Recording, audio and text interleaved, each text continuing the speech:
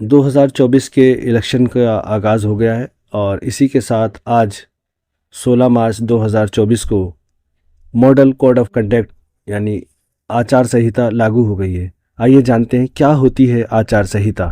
तमाम राजनीतिक दल और राजनीतिक पार्टी के लोग और राजनीति से जुड़े हुए लोग और वो लोग जो राजनीति में रुचि रखते हैं, उनको लगता है, वो जानना चाहते हैं कि आचार संहिता क्या होती है और ये कब से लगती है और कब तक लगी रहती है। तो दोस्तों, आचार संहिता जिस दिन चुनाव की घोषणा कर दी जाती है उस दिन से लागू हो जाती है और उस दिन तक लगी रहती है जिस दिन तक रिज़ल्ट आता है, चुनाव का रिज़ल्ट आता है उस दिन तक लगी रहेगी। यानी कि अगर हम ये कहें कि पूरे देश के अंदर अब 16 मार्च से चुनावों की घोषणा हो गई है तो आचार संहिता पूरे देश के अंदर लागू हो गई है और ये 16 मार्च से लेकर, चूँकि 4 जून को रिज़ल्ट डिक्लेयर होगा, तो 4 जून तक आचार संहिता लगी रहेगी। आचार संहिता के बारे में अगर हम ये कहें तो क्या देश के लोगों को, जो देश के अंदर लोग, नागरिक लोग रह रहे हैं, उनको आचार संहिता का पालन करना है, उनको अपना व्यवहार दिखाना है? नहीं दोस्तों, उनको नहीं दिखाना है। आचार संहिता ख़ास तौर से उन लोगों के लिए है जो चुनाव लड़ेंगे। पार्टी के लिए, जो पार्टियां हैं, उनके लिए आचार संहिता है कि वो किस तरीके का आचरण चुनाव के बीच में, चुनाव के मैदान में करें। तो ख़ास तौर से जो पार्टियाँ होती हैं उनके लिए है। जैसे पार्टियों के लिए आचार संहिता ये है कि वो कभी भी धर्म के आधार पर वोट नहीं मांगेंगी, धर्म के आधार पर वोट नहीं मांगेंगी।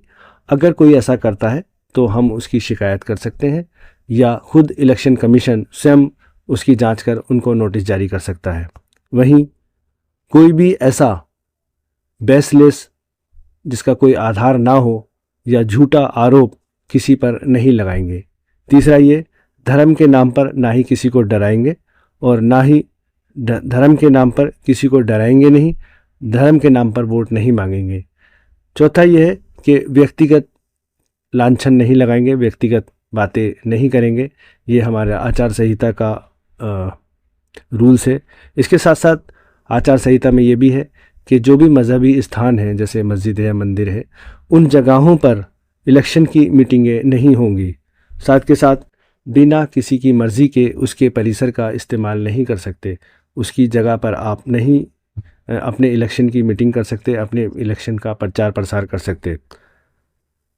इसके साथ साथ जो भी अब देश के अंदर ट्रांसफ़र हैं, पोस्टिंग है, वो सब एक तरीके से रुक जाएंगे। या फिर ये कहें कि बिना इलेक्शन कमीशन की मर्ज़ी के इलेक्शन की जो ड्यूटियों की जो ट्रांसफ़र है, वो पोस्टिंग है, वो नहीं होगी। ये आचार संहिता का एक रूप है।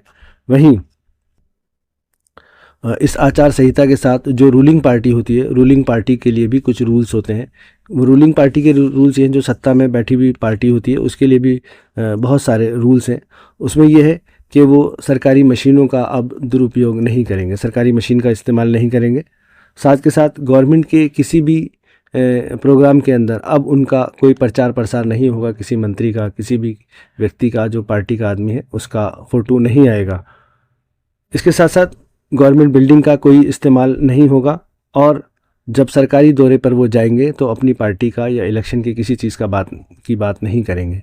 वहीं जो दूसरी पार्टियां हैं उनके लिए ये है कि वो कोई भी लोकल मीटिंग करते हैं या कोई भी रैली निकालते हैं, उस रैली से संबंधित जानकारियां वो पुलिस को, लोकल पुलिस को देंगे।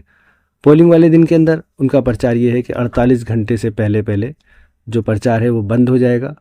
पोलिंग के दिन वाले दिन वो किसी तरह का प्रचार 48 घंटे से पहले पहले अब नहीं कर सकते, उससे पहले प्रचार बंद हो जाएगा।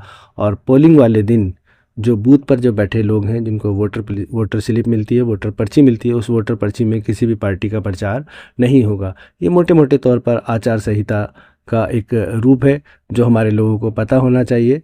और चूँकि इलेक्शन आ रहा है, इलेक्शन से संबंधित हम बहुत सारी जानकारियाँ जो छोटी छोटी होंगी वो देने की कोशिश करेंगे।